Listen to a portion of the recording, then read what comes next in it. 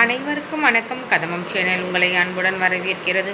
சமயபுரம் மாரியம்மனுடைய அருளால் நம்ம இன்னைக்கு சேனலில் பார்க்க போகிறது ஆடிப்பூரத்தினுடைய சிறப்புக்களும் ஆடிப்பூரத்தினுடைய வழிபாடுகளை, ஆடிப்பூரம் அன்றைக்கு என்னென்ன வழிபாடுகள் செய்யணும், எந்தெந்த தெய்வங்களுக்கு வழிபாடு செய்யணும் அப்படின்றத ஃபுல் வீடியோவை நம்ம பார்க்க போகிறோம்.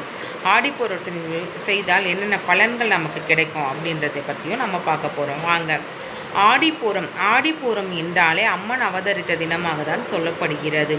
அதுவும் சைவ சமயத்து மட்டுமல்லாத வைணவ சமயத்தையும் இரு சமயங்களையும் சேர்த்து ஒரு திருவிழாவாக கொண்டாடப்படும் அளவுக்கு இந்த நாள் புனிதமான நாளாக சொல்லப்படுகிறது. ஏனென்றால் சைவத்தில் பார்த்திங்கன்னா பார்வதி தேவி அவதரித்த தினமாக இந்த ஆடிப்பூர நட்சத்திரம் சொல்லப்படுகிறது. வைணவத்தில் பார்த்திங்கன்னா ஆண்டாள் நாச்சியார் ஸ்ரீவில்லிபுத்தூரில் அவதரித்த நாளாக சொல்லப்படுகிறது. அப்படி இருபெரும் தேவிகள் இந்த ஆடிப்பூரத்தன்று அவதாரம் செய்ததால் மிக சக்தி வாய்ந்த சிறப்பு வாய்ந்த பொன்னாளாகவே இது அமைந்திருக்கிறது. இப்படிப்பட்ட நாளில் நாம் இந்த அம்பிகைகளுக்கு வழிபாடு செய்தோம் என்றால் அனைத்து வித செல்வங்களையும் வளங்களையும் பெற்று நாம் வாழ்வதற்கு நல்ல வழிகாட்டுவாங்க அப்படின்னு கூட நம்ம சொல்லலாம். முக்கியமாக இந்த ஆடி மாதத்தில் வரக்கூடிய இந்த ஆடிப்பூரத்தில் இந்த வருடம் பார்த்திங்கன்னா நமக்கு சுக்கிரவாரத்தில் வர்றது ஒரு சிறப்பு. சுக்கிரவாரம்னாலே மகாலட்சுமிக்குரியது. அப்படி அந்த வெள்ளிக்கிழமையில் அதுவும் ஸ்ரீவில்லிபுத்தூர் ஆண்டாளுடைய திரு அவதாரம் நாளமாக இரட்டிப்பு பலன்களை தரக்கூடியதாக இருக்குது. அப்படி இரட்டிப்பு பலன்களை நாம் பெறுவதற்கு முதலில் நம்ம அம்பிகை, அதாவது ஆண்டாள் நாச்சியார் சேர்ந்து அல்லது ஸ்ரீரங்கநாதருடன் சேர்ந்த அம்பிகையோடு நாம் வழிபட்டால் மிகவும் சிறப்பு வாய்ந்த நாளாகவே அமைந்திருக்கும். மகாலட்சுமிக்கும் அன்றைய நாளில் நாம் பூஜை செய்யலாம். ஆண்டாள் நாச்சியாருக்கு நாம் பூஜை செய்ய வேண்டியது, அம்பிகையின் உருவப்படம் இருந்தால் அலங்காரம் செய்து கொண்டு வைத்துக்கொண்டு மஞ்சள் குங்குமம் வைத்து பிறகு அம்பிகையின் புகைப்படத்திற்கு அலங்காரம் செய்ய வேண்டும். நிச்சயமாக ஆடிப்புறம் வழிபாட்டில் அம்பிகைகளுக்கு வழிபாடு நாம் செய்யும்போது நம்ம என்ன பண்ணணும்னா வளையல்கள் மாலை போடுவது சிறப்பு. அப்படி வளையல் மாலை தெரியாதவர்கள் என்ன பண்ணலான்னா அம்பிகைக்கு வெற்றிலை பாக்கு, மஞ்சள் குங்குமம், தாலி சரடு போன்றவை வைக்கும் பொழுது நிச்சயமாக ஆடிப்பூரத்தில் அம்பிகையை வழிபடும் பொழுது நாம் மகாலட்சுமியும் வேண்டி வழிபடுவதனால் அன்றைய நாளில் நம்ம வளையல் வைக்க வேண்டும். அதுவும் அவர்களுக்கு பிடித்த வளையல் என்று சொன்னால் முதன்மையாக சொல்லப்படுவது பச்சை நிற வளையல். அதற்கு பிறகு மஞ்சள், சிவப்பு போன்ற நிறங்களை வைத்து வழிபட்டால் சிறப்பு. அம்பிகைக்கு மாலை தொடுக்க தெரிந்தால் வளையல் மாலை, நீங்கள் வளையல் மாலையாக அம்பிகையை அணிவித்து ஏதாவது ஒரு நெய்வேத்தியம், அதாவது சர்க்கரை பொங்கல், ஆண்டாள் நாச்சியாருக்கு பிடித்த சர்க்கரை பொங்கல், பால் சோறு போன்றவைகள் செய்து நாம் அம்பிகைக்கு படைக்கலாம். இதுவே முக்கியமான நெய்வேத்தியமாக இருக்குது. இல்லை கற்கண்டு சாதம் செய்து வைத்து ஆண்டாள் நாச்சியாரை வழிபடலாம். அதற்கு பிறகு நாம் வைத்த வளையல்களை நாம் அணிவித்து கொள்ளலாம். மாலையாக நீங்கள் தொடுத்திருந்தீங்கன்னா மற்றொரு அருகில் இருப்பவர்கள் வெற்றிலை பாக்கு, தாம்பலம் வைத்து தட்சணை வைத்து இந்த வளையலை வைத்து கொடுப்பது சிறப்பு.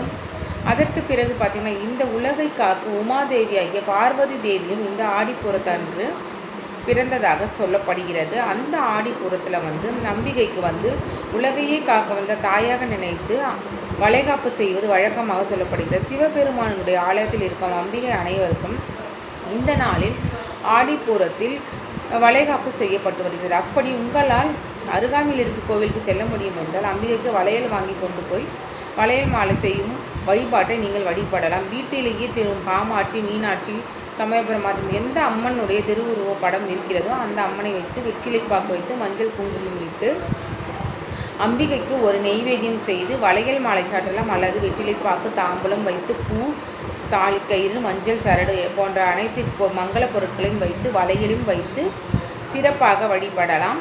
அம்பிகைக்கு பிடித்தது முதன்மையான வளையலாக பார்த்தீங்கன்னா பச்சை நிற வளையல். அதற்கு பிறகு சிவப்பு, மஞ்சள், இந்த 3 நிறமும் பெரும்பாலுமாக மங்கள அம்பிகையாக விளங்கும் பார்வதி தேவிக்கு படைக்கக்கூடிய வளையல்களாக சொல்லப்படுகின்றது.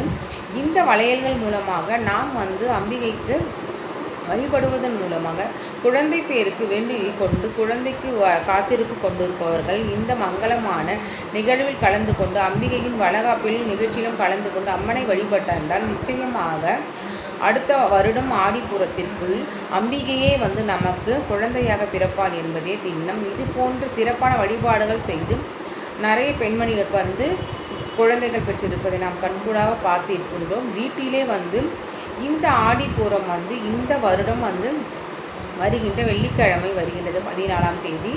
அந்த ஆடிப்பூரத்தில் நாம் வந்து வழிபடுவதற்கான சிறப்பான நேரம் என்று சொன்னால் எப்பொழுதுமே மாலை நேரத்தில் செய்வது மிகவும் சிறப்பு. இருந்தாலும் இந்த வருடம் ஆஃபீஸ் போகிறவங்க அந்த மாதிரி இருக்கிறவங்களுக்கெல்லாம் அந்தந்த ஒரு 4 விதமான டைமில் நான் கொடுக்குறேன். 9:15 to 10:15 ஒரு பூஜை செய்வதற்கான உகந்த நேரம். அதற்கு பிறகு பார்த்திங்கன்னா 5 to 6, 6:30 to 7 என 3 நேரங்கள் நான் கொடுத்துருக்கேன். இந்த 3 நேரங்களில் அம்பிகையை அலங்காரம் செய்து அம்பிகைக்கான நெய்வேதங்களை நாம் தயார் செய்து விட்டோம். நிச்சயமான அம்பிகைக்கு நாம் இந்த ஆடிப்பூரத்தன்று வளையல் வைத்து வழிபடுவதனால் வீட்டில் மங்கள காரியங்கள் நடப்பதற்கான வழியை வகுத்து கொடுக்கிறது. வந்து அதாவது நேர்மறை எண்ணம் வந்து அதிகரிக்க உதவுகிறது அப்படின்னு கூட நம்ம சொல்லலாம். இந்த ஆடிப்பூரத்தன்று அம்பிகையை வந்து உலக நலனுக்காக இங்கு அவதரித்த தினமாக இருப்பதனால் அந்த புண்ணிய காலத்தில் அந்த அம்பிகையை நாம் வழிபட்டு நம்மளுடைய வேண்டுதலில் அம்பிகையிடம் சொன்னால் உலகையே காக்கும் தாய் நமக்கும் மனம் இறங்கி நிச்சயமாக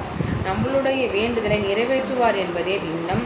அதுவும் வைணவமும் சைவமும் சேர்ந்து இருபெரும் திருவிழா போல் வந்து ஆடிப்பூரம் வந்து இணைந்தே எப்பொழுதுமே வருவது மிகவும் சிறப்பு. அதனால் அனைத்து விதமான பெருமாள் கோவில்களும் சிவன் கோயில்களிலும் எல்லா இடத்திலுமே ஆடிப்பூரத்தம் என்று சிறப்பான வழிபாடுகள் நடக்கின்றது என்று கூட சொல்லலாம். இப்படி சக்தி வாய்ந்த ஆடிப்பூரத்தன்று அம்பிகையினுடைய அருளை முழுமையாக பெறுவதற்கு அம்பிகைக்கு எளிமையான முறையில் வெற்றிலை பாக்கு, தாம்பூலம், பூ, தாலி கயிறு, வளையல் வைத்து வழிபட்டு அம்பிகையினுடைய அருளை பெற்று தீர்க்க சுமங்கலியாக வாழ்வதற்கும் சுக்கிரவாரம் என்பதனால் ஆண்டாள் நாச்சியாரை நாம் வணங்கினோம் என்றால் நிச்சயமாக அனைத்து விதமான செல்வங்களையும் நாம் வாழ்வில் அளித்து வாழ்வை வந்து நாம் வெற்றிகரமாக்கி மேலும் மேலச் செய்வார் என்பதே உண்மை.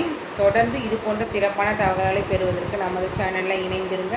இன்றைக்கி நம்ம ஆடிப்பூரத்தினுடைய சில விஷயங்களை பார்த்துருக்கோம். ஆடிப்பூரத்துக்கு எப்படி எளிமையான முறையில் நம்ம வழிபடணும், ஆடிப்பூரம் என்னைக்கு இருக்குது, எந்தெந்த நேரத்தில் வழிபடணும் அப்படின்றத ஃபுல் வீடியோ நான் கொடுத்துருக்கேன். மறக்காமல் நம்ம சேனல் லைக் பண்ணுங்கள், சப்ஸ்கிரைப் பண்ணுங்கள். நான் சொன்னது உங்களுக்கு பயனுள்ளதாக தான் இருக்கும். உங்கள் ஃப்ரெண்ட்ஸ் உறவினர்களுக்கும் இதை ஷேர் பண்ணுங்கள். அடுத்த ஒரு பகுதியில் சந்திக்கிறேன். நன்றி.